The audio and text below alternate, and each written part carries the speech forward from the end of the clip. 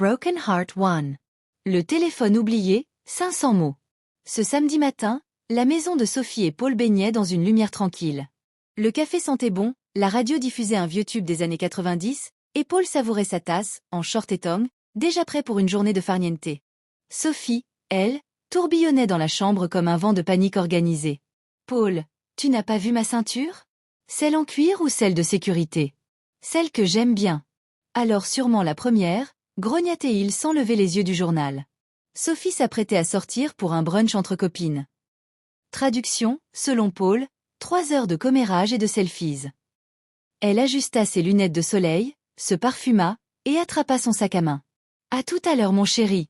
Ouais, amuse-toi bien. » La porte claqua, et Paul soupira de bonheur. Le calme absolu. Plus de sèche-cheveux, plus de talons, juste lui, son canapé, et le match qui allait commencer. Mais ce calme dura exactement 4 minutes. Sur la table du salon, le téléphone de Sophie vibra une première fois. BZZZ. Paul jeta un œil distrait. Une notification, message de mon plombier préféré, trace de baiser. Il ausa un sorcil. Bizarre, elle n'a pas de fuite à la maison, si? Il essaya de se concentrer sur le match. Mais le téléphone vibra à nouveau. Puis encore. Les notifications s'empilaient comme des pop-corns dans une casserole. BZZZ. Sa conscience lui disait, ne touche pas à ça. Sa curiosité, elle, hurlait, mais ouvre donc, bon sang. Finalement, il céda. Il attrapa le téléphone comme un espion maladroit, appuya sur l'écran, et vit apparaître un message. Alors ma belle, prête pour une nouvelle séance? Smirking face. Paul Blemmett. Séance de quoi? Un autre message suivit. J'espère que ton mari ne se doute de rien, langue-tiré clin d'œil. Cette fois, le cœur de Paul fit un triple salto. Il relut 3 fois pour être sûr. Puis, pris d'un mélange de colère et d'incrédulité, il marmonna. Non mais c'est une blague. Il se leva, fit les 100 pas, puis revint lire la suite. J'ai apporté mes outils, cette fois tu ne seras pas déçu. Mes outils? Oh non, pas les outils, s'exclama Paul en posant la main sur le front. Il imagina le pire, un type musclé, chemise ouverte, clé à molette à la main, et Sophie riant à ses blagues de plombier. Le cliché parfait du film qu'il n'avait jamais voulu voir. Son esprit s'emballa. Il pensa à appeler, à écrire, à hurler. Puis il eut une idée, non, je vais l'attendre. Je vais piéger mon plombier préféré. Il posa le téléphone sur la table, mais l'écran s'alluma encore.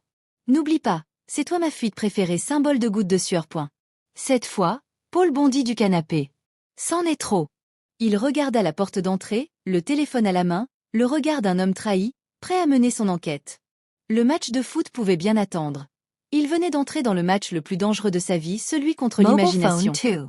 Le festival des notifications, 500 mots. Paul tournait en rond dans le salon, le téléphone de Sophie dans une main, la télécommande dans l'autre. L'écran de la télé montrait un match passionnant, mais lui n'avait plus qu'une idée en tête. Qui est ce fichu mon plombier préféré? Le téléphone vibra à nouveau. BZZZ. Il sursauta comme si on lui avait tiré dessus. Mais il ne va jamais s'arrêter celui-là. Marmonna-t-il entre ses dents. Un nouveau message apparut. Tu penses à moi? Face blowing a kiss. Un autre suivi, à peine 10 secondes plus tard. Je passe quand tu veux, ma douce, j'ai encore des tuyaux à vérifier. Paul, livide, sentit son sang bouillir. Des tuyaux à vérifier? Il leva les yeux au ciel, prêt à imploser. Elle se fiche de moi. Pendant que je répare la voiture et que je descends les poubelles, madame fait des tuyauteries émotionnelles. Son imagination galopait à toute vitesse. Il voyait déjà Sophie, assise à une table de café avec un homme bronzé, la chemise entr'ouverte, un sourire de pub de dentifrice. Peut-être même qu'il disait « Tu veux que je te montre comment changer un joint ?» Les images défilaient dans sa tête comme une série Netflix. Infidélité saison 1, épisode 1, le plombier entre en scène. Paul, incapable de résister, décida de fouiller davantage. Il ouvrit la galerie de photos. Là, il trouva une série de selfies. Sophie, souriante, dans la salle de bain, tenant une clé anglaise à la main.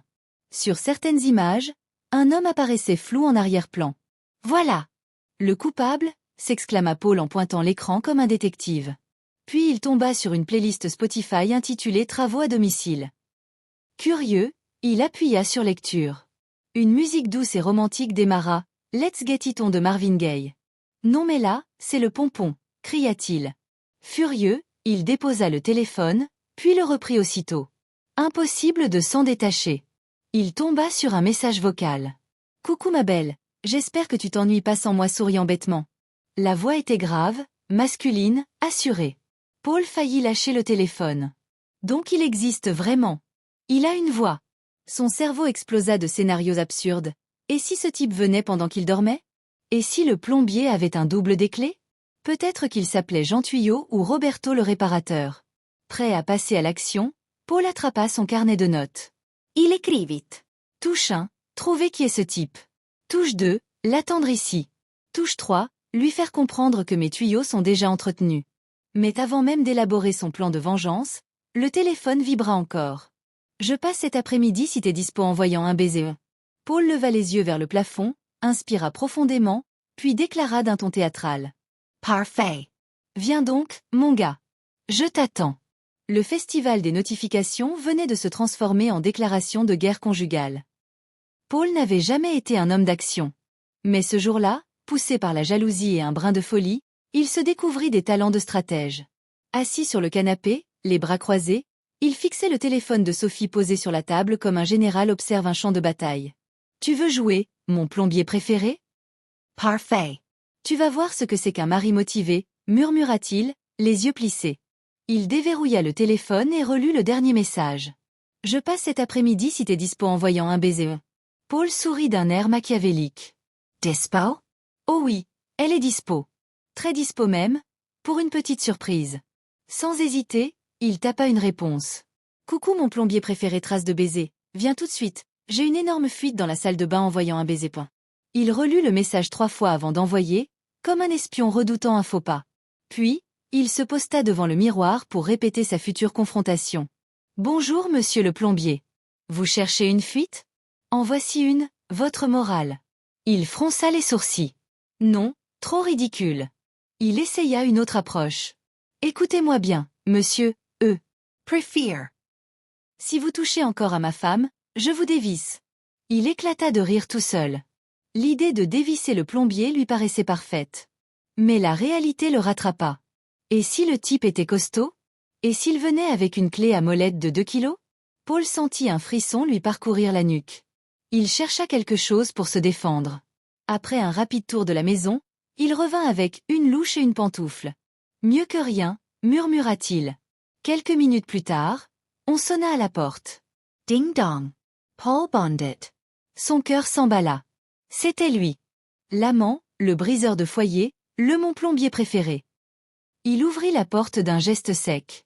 Devant lui, un homme en bleu de travail, la cinquantaine, un peu chauve, tenant une mallette à outils. « Bonjour », dit le visiteur. « C'est bien ici la fuite ?» Paul resta figé, la bouche ouverte. Oui, enfin, oui. Entrez. Le plombier entra, calme, professionnel, jetant à peine un œil autour de lui. Elle est où, la salle de bain? Là-bas, balbutia Paul, toujours sur la défensive. Pendant que l'homme s'agenouillait pour examiner le robinet, Paul l'observait, méfiant. Il joue bien la comédie, pensa-t-il. Trop calme pour être honnête. Vous venez souvent ici? Lança-t-il brusquement. Ben, c'est la première fois, répondit le plombier sans lever la tête. Pourquoi? Pour rien, juste pour savoir si vous, entretenez beaucoup de maisons? L'autre leva un sourcil. Vous savez, monsieur, moi je répare les fuites, pas les couples. Paul Rouget. Touché. Au fond de lui, un doute commençait à naître. Et s'il s'était trompé? Mais il n'eut pas le temps d'y réfléchir davantage, la porte d'entrée s'ouvrit. Sophie venait de rentrer. Son sourire, en voyant la scène, son mari debout, rouge écarlate, un plombier accroupi dans la salle de bain valait 1000 mots. Paul, qu'est-ce que tu fais? Et pour la première fois de la journée, le mari détective sentit que le piège venait peut-être de se refermer sur lui-même.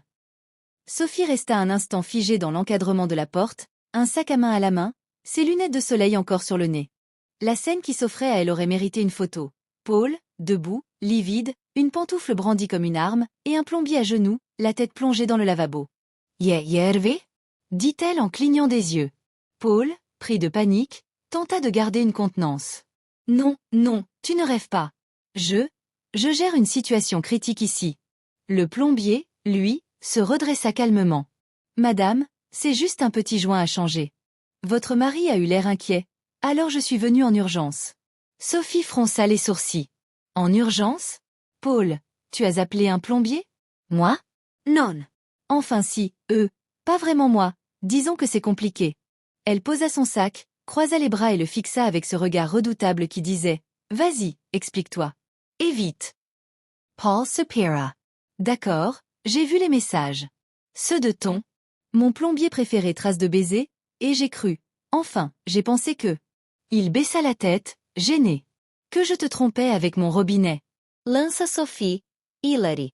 Le plombier éclata de rire. Paul, lui, resta interdit. Attends, tu veux dire que, ce n'était pas mon amant?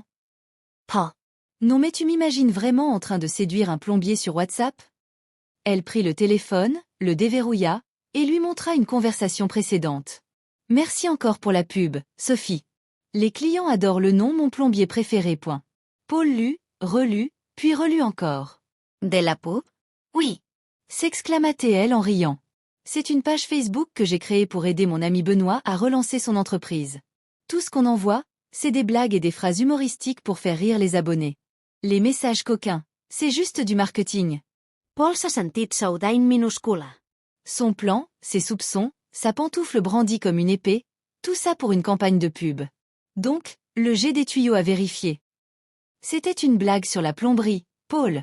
Soupira-t-elle en riant. Le plombier, toujours accroupi, ajouta d'un ton amusé. Oui, monsieur. Et croyez-moi, je n'entretiens que les canalisations. Sophie éclata de rire. Paul, lui, se passa la main dans les cheveux, rouge comme une tomate. Bon, je crois que j'ai un peu exagéré. Un peu? Répéta-t-elle en le taquinant. Tu as quand même convoqué un vrai plombier, espionné mon téléphone et préparé une attaque avec une pantoufle. Le plombier leva les mains. Si tous mes clients étaient aussi expressifs, je ferais fortune. Sophie lui donna un pourboire en rigolant, tandis que Paul, penaud, marmonnait. J'aurais dû me méfier du vrai coupable, le téléphone bavard. Elle l'embrassa sur la joue. Et moi, je devrais changer ton abonnement à la jalousie illimitée. Tous éclatèrent de rire. Le robinet cessa de fuir, mais pas le ridicule de Paul. Il venait de comprendre que la vraie fuite, c'était sa confiance.